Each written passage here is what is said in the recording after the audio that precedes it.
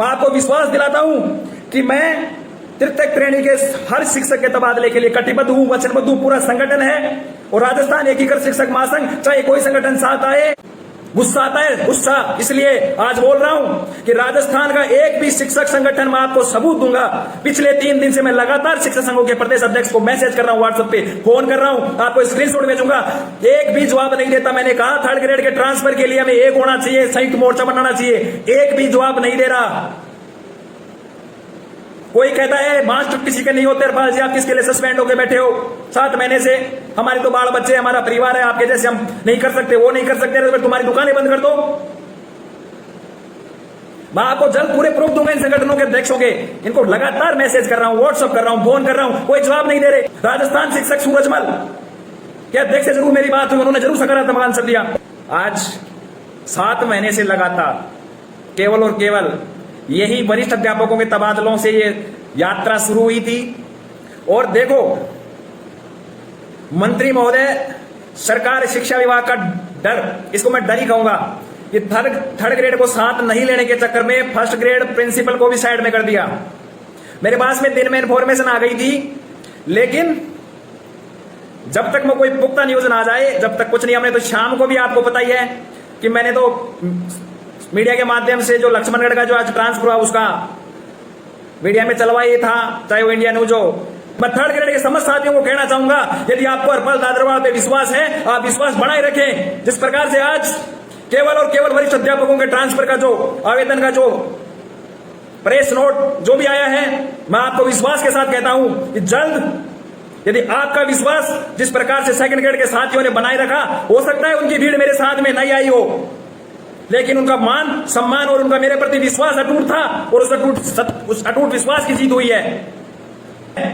3rd grade के लिए बैठूंगा, लड़ूंगा, और मुझे पूरा विश्वास है जिस प्रकार से आज 2nd ग्रेड के वरिष्ठ अध्यापकों के आवेदन के ट्रांसफर के जो आवेदन की सूचना आई है, उसका हम साथ मिलकर जो एक खुशी मना रहे हैं, साथ मिलकर 3rd ग्रेड के भी मनाएंगे। लेकिन विश्वास आपको करना पड़ेगा मेरे साथियों, यह भी जीत अधूरी है, पूरी जीत बाकी है। तृतीय श्रेणी के साथी जो वास्तव में ही हमारी विचारधारा से, हमारे संघर्ष से प्रभावित होकर हमारे से जुड़े, उन्होंने लगातार महासंघ के प्रति विश्वास दिखाया।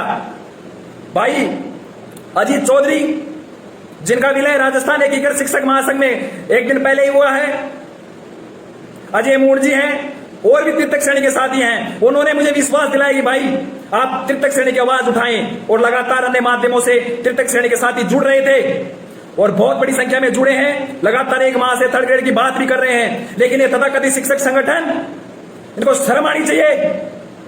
और जब मैं कह रहा हूं कि 2nd ग्रेड के ट्रांसफर के लिए एक भी संगठन ने साथ नहीं दिया, और आज मुझे यह कहने में कोई संकोच नहीं कि आने वाले समय में जब तक तृतीय श्रेणी के लिए यदि कोई लड़ेगा, वो राजस्थान एकीकृत शिक्षक महासंघ लड़ेगा।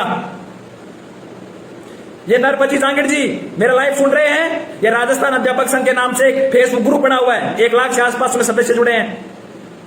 मैं क्या बताऊं साथियों, कितना संघर्ष करना पड़ा है कि मेरी फेसबुक पोस्ट तक वहां से हटा दी जाती थी। राजस्थान एकीकृत शिक्षक महासंघ की पोस्टों को, ये फेसबुक के जितने भी ग्रुप बने हुए हैं, ये जो शिक्षकों के दलाल बन के बैठे संगठन वाले, उन्होंने हमारी पोस्ट तक नहीं रहने दी। आरसी जाखड़ से मेरी कल बात हुई, आरसी जाखड़ ने कहा कि हरपाल जी अपन क्या करें, गजेंद्र सिंह राठौड़ से हम टाइम लो, वो कहेंगे जब आंदोलन करेंगे। अरे गजेंद्र सिंह राठौड़ ने तो टाइम 1 मार्च को आंदोलन किया था, जब भी गजेंद्र सिंह राठौड़ के नेतृत्व में किया गया था ना। गजेंद्र सिंह राठौड़ हमारे बड़े भाई हैं, उनका मान सम्मान करते हैं, लेकिन वो सभी कर्मचारियों का नेता है। तो हमें हमारी मांग मनवाने के लिए क्या है कि हमें हमारी मांग मनवाने के लिए दूसरों से टाइम लेना पड़ेगा। आरसी जाखड़ जी ने मुझे स्वयं कहा कि हरपाल साहब क्या करें, टीचर आते नहीं है, किन के लिए लड़े, आप एक बार जयपुर हो, गजेंद्र सिंह राठौड़ से टाइम लो। मैंने कहा जाखड़ साहब गजेंद्र सिंह राठौड़ से टाइम ले, 1 मार्च का आंदोलन आपने भैरूराम चौधरी रेस्टा के केंद्र संगठन के अध्यक्ष ने गजेंद्र सिंह राठौड़ के नेतृत्व में किया था, मिलकर 7 दिन का टाइम मिला था, क्या हुआ? उन्होंने कहा विधानसभा घेराव करेंगे। विधानसभा घेराव तो होता रहेगा, कम से कम आप ऐलान तो करें। साथियों मुझे कहना नहीं चाहिए था, लेकिन ये वास्तविकता है। ये राजस्थान शिक्षक संघ युवाओं को सबसे ज्यादा दर्द हो रहा है कि हरपाल दादरवाल 3rd ग्रेड को साथ क्यों ले रहा है। राजसी जाकर राजस्थान जो युवा का अध्यक्ष है, मेरा मित्र परम मित्र है, लेकिन मुझे दर्द हुआ, मुझे दुख होता है कि उनके निर्देश अनुसार या फलाना किन के आधार पर ये युवा लगातार कट ऑफ कर रहे हैं। सोचना चाहिए इनको। अरे ये भैरूराम चौधरी रेस्टा वाला अब आ जाएगा बोले के नमस्कार साथियों हमारी जीत हुई फलाना ढीकला। ये सबके नकाब के चेहरे उतर चुके हैं सेकंड ग्रेड के ट्रांसफरों के लिए। लेकिन मैं आप सभी के सामने कह रहा हूं, नाम ले लेके फिर कह रहा हूं, मैंने लगातार थर्ड ग्रेड के ट्रांसफर के लिए संयुक्त मोर्चा बनाने के लिए राजसी जाकर युवा से बार बार निवेदन कर लिया, फोन कर लिया, चाहिए तो रिकॉर्डिंग भेज दूंगा, आपको चाहिए तो व्हाट्सएप स्क्रीनशॉट भेज दूंगा। ये मोहर सिंह सैलावत तो बड़ा नेता बन गया, अपने आप में फोन ही नहीं उठाता, व्हाट्सएप रीड करने के बाद कोई जवाब ही नहीं देता।